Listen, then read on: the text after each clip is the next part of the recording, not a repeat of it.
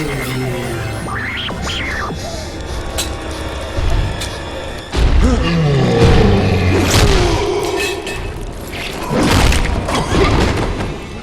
a weird thing happened to me the other day when I finished Bioshock. I was sitting there kind of trying to figure out what made that game so awesome. And I was kind of at a loss for words. I couldn't really figure out what exactly stood out about the game that really made it amazing. It took a couple days of thinking and kind of going back and playing a little more. And it really is just more than the sum of its parts. It's more of a piece of interactive fiction than a game. It tells this really amazing story that you want to see through, that you feel emotionally invested in, and it has a really good plot twist and payoff at the end. It's just you and me and all the tasty Adam I can drink.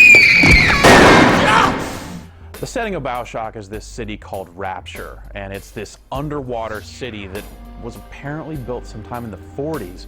And has a very kind of Art Deco style to it as a result. You're getting there in 1960 by way of a crash landing plane. How does this plane crash? Right where this lighthouse is in the middle of the Atlantic Ocean, and you find your way down to the city? Well, that's one of those mysteries that kind of drives you right into the game right off the bat. As you enter this city via a bathysphere, you're presented with this kind of thrill ride theme park look at the city, with the city's creator, Andrew Ryan, in a pre-recorded message telling you about how amazing it is and how he's created this city that's free from governmental oversight and free from the morality of organized religion getting in the way of science. So everyone's just running hog wild at full speed. And when you actually get down into the city, you see that something has gone horribly, horribly wrong. Stay still! I want to make them beautiful, but they always turn out wrong! There are these guys called splicers, these genetically mutated freaks, just kind of running around like junkies in need of a fix, trying to get you and get everyone, really. Those junkies are looking for a substance called Adam, and this substance is kind of a genetic building block that makes a lot of things possible. So you have things called plasmids. They're actually altering the human genetic code to let you shoot electricity out of your arm, or fire, or wind, or ice, or bees. You also encounter tonics, and whereas the plasmids are the more active effects of Adam, the tonics are more passive in nature. And how these work is you can slot them and go to these different gene banks around the city and kind of move them around at will to kind of respec your character as you go. And these enhance your character in interesting ways. You can purchase more slots for this stuff as you go, so you can slot more items and more plasmids and really kind of trick out your character. Of course, you will have more conventional weapons in addition to the plasmids and tonics that you'll find. You get a wrench right away, and that's your melee attack. You'll also find a pistol and machine gun right off the bat, and then later on you'll get a shotgun, grenade launcher, and some more kind of basic conventional weapons.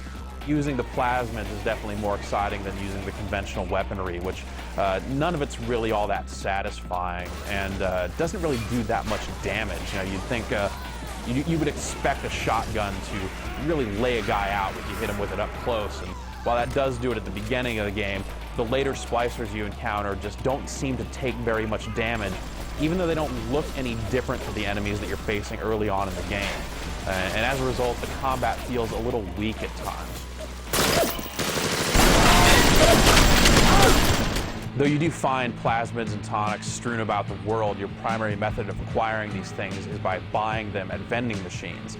But you don't buy them with money. There are vending machines that you can use money on to get more ammo and real basic things like that.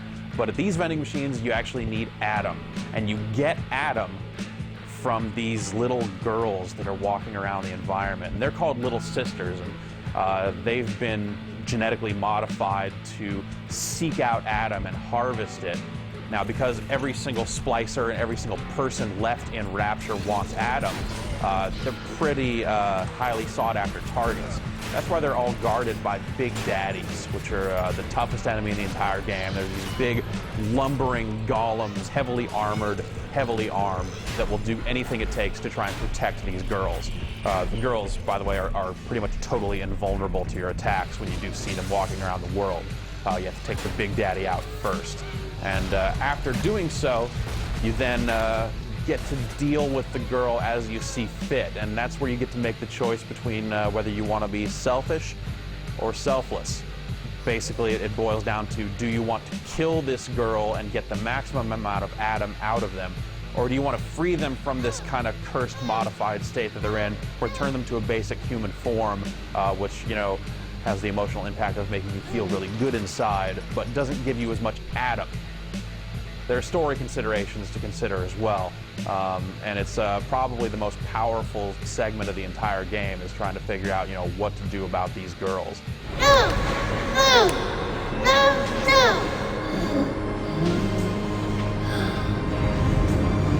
So there'll be plenty of guys standing in your way as you try to get to the end of Bioshock, but you're never going to be terribly confused about how exactly to get there. The game is very linear in its focus. It has a goal structure that points out very clearly exactly what you're supposed to be doing at any given time. This actually just works by putting an arrow right on the screen that tells you exactly where to turn down these paths. If that's not enough for you, there's a map screen that'll let you go in and see exactly, you know, how far you have to go to the goal, where the goal is, and where exactly you're going and how you're going to have to get there.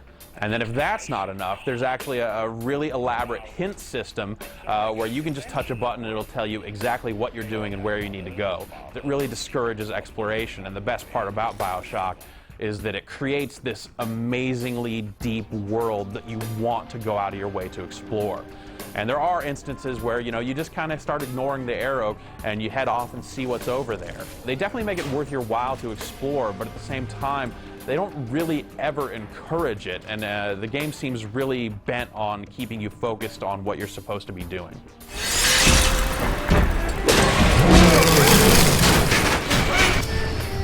Overall, Bioshock is a lot of different things.